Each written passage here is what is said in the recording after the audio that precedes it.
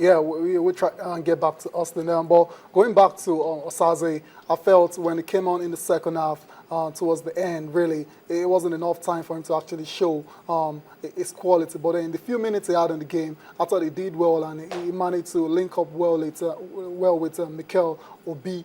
I didn't see enough of that in the first half, and so Shola maybe also. Yeah, Shola maybe. Yeah. That's another change that I really that scratched my head about over, because I felt Moses was taken out of that game way too early. In the first half, he was the one making all the dangerous runs. He was the one being aggressive and attacking the defense of the Iranians. So I didn't get that change as well. But once Shola maybe came on, then we resorted to the long ball and to the route one. A lot of crosses coming into the box. And on a few occasions, Shola was very close to actually popping up and getting a crucial goal for Nigeria. But it didn't happen. And like I always say, hindsight is 10 over 10 most of the times. We can all sit down here and complain why somebody else didn't start. I personally, I would have loved to see Uche Nwafor start that game. I believe, apart from Emenike, he's the other sure. Would have added some spark and a little bit of creativity in the game. He is the guy that I believe can get goals for Nigeria.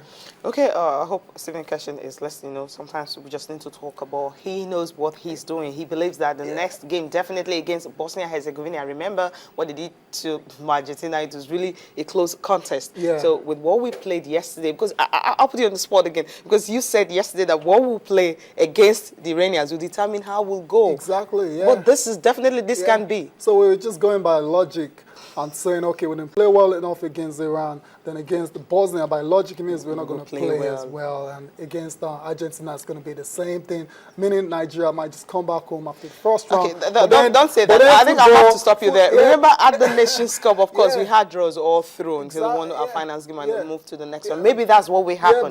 After drawing this game, I believe the next game we'll draw. The last one, of course, maybe we'll beat Argentina, of course, get to the quarterfinals. That's what I think. Yeah, I was going to say sometimes football defies logic, so it might not actually pan out that way. Kind of like that. That's what it's looking like right now. Hopefully the Super Eagles can up the ante against Bosnia. That's another crucial game now. It's like they have to get 3 points from that game. They just need to get that 3 points. You can bring out your calculator now. Yeah. We'll go again. And that's 9 games now that Nigeria have not won a game at the World Cup. Who knew was going to be this long? Because I remember 2002. Yeah, the last time we won a game was in France 98. 2002, we didn't win anyone. Of course, 2006, we did not go, we did not qualify. And of course, in South Africa, well, it was a disaster. Yeah, and now Brazil. Yeah, I remember that France 98 squad, and they were pilloried for actually losing scandalously to Denmark in that second round game. But who knew that was going to be the last time Nigeria won a game? Okay, well, against Bosnia-Herzegovina, definitely we'll look at the bright side of life. And of course, we get to come here and celebrate and not wearing a gloomy face. Okay, we can get back to Austin again and to see if we will be able to take this Skype for the final time. Austin, good morning. Good morning, Cecilia. Good morning, Taya. Hopefully you guys can hear me now. Okay, of course, we can hear you. Now, how did you see the game last night? It's a game that I quickly want to forget and play Bosnia and then get 3 points and see what God can do for us against Argentina. But let's not talk about me. Let's talk about what the fans are saying. If you think Nigerian fans are passionate about football, I'm talking about the guys back home, wait till you see Nigerian fans in Brazil. They went gaga. They were disappointed. They started raining curses on the coach. They can't believe. They say it's unacceptable for Nigeria to come to the World Cup as African champions with in their game. They're saying that Coach Stephen Keshi got it all working. So game plan, that there was no coordination in the team, and I think I agree with them. The coach, how did he feel after the game? Coach Stephen Keshi is a cool guy, you know. He won't put pressure on himself. I mean, if he's down, what is he going to say to his players? But of course, you could see in his face that he was disappointed, and at some point, he knows he got it wrong tactically. He had no reason to take off Victor Moses while Ahmed Musa was still playing. Ramon Aziz went off at the wrong time. A lot of people are saying he should have brought on Osaze Odewinge on time because his impact was felt when he came in.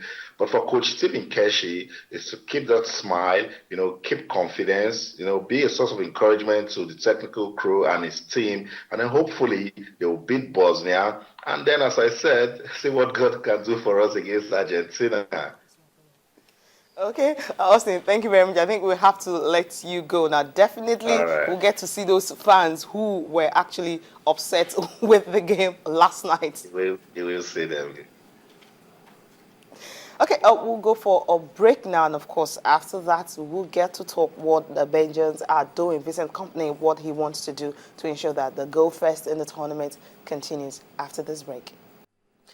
Okay, now, of course, the games for today, Belgium playing Algeria, and of course, we have all the big games coming up today in the first round, the last matches of the first round, the last group games. Yeah, Group H games. Belgium, dark horses. Really? Yeah, dark horses for me. I believe they can actually go very far because of the quality they have in the team. Now you get my point.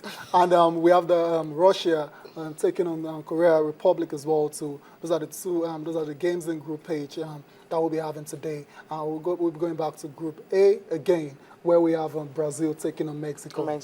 I think that's what everyone will be looking forward to. What we Africans will be looking forward to Algeria to see if they can actually, after Cote d'Ivoire, none of them have won a game. We're looking forward to see if Algeria can upset the Belgians. Now, let's just talk a little bit about Belgium, the teams that they parade, the players that they have.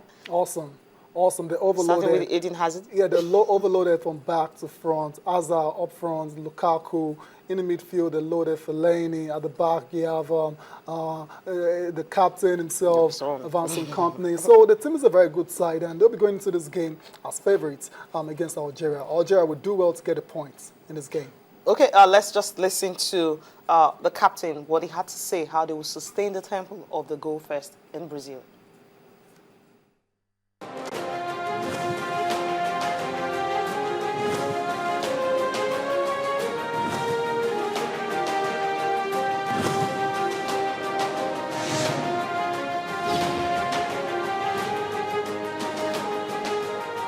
Of course, before the other commercial you heard from, of course, LeBron James and Spurs. And of course, what is the problem? The Spurs were simply a better side, and they played a very, very good game, and that was how they lost 4 games to 1. We just can't stop talking about it, especially with the big 3. Only LeBron James was actually in action, so to speak, out of the 3 of them. Yeah, the other 2, Chris Bosh and Dwayne Wade didn't really turn up in that finals against San Antonio. So there's a doubt now about the future, and there's every chance that come next season, these 3 guys might not be together again in South Beach. And the decision would, there's a very good chance now they can actually opt out of their contract and move on to bigger things. But then they yet to make the decision. It's like they're already tired of winning. And after winning titles back-to-back, that's the reason. How many have they won? They've won only twice. Exactly. They won twice. And I remember that very unveiling when they unveiled the big 3.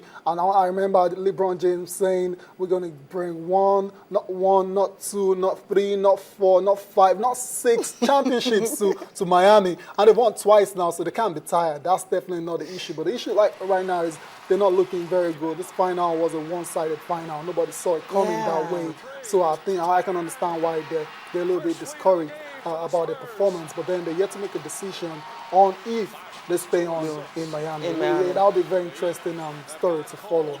Okay, I hope they go to a very, very best team that can win. Okay, all right, we'll wrap up the show now with Michael Schumacher. Of course, finally he's out of coma. Of course, he is in his, not really his hometown, but where himself and his family resides in Switzerland for rehabilitation. So good news coming from there. We just wish that he's able to recover from that injury. Amazing. I heard when it popped yesterday, I was like, wow, this is awesome. I can't remember December. That's when it happened. Look at time has really flown by, and so it's a good one for Michael Schumacher. Hopefully the rehabilitation goes on well and he's able to actually return to the daredevil we used to know when he was racing.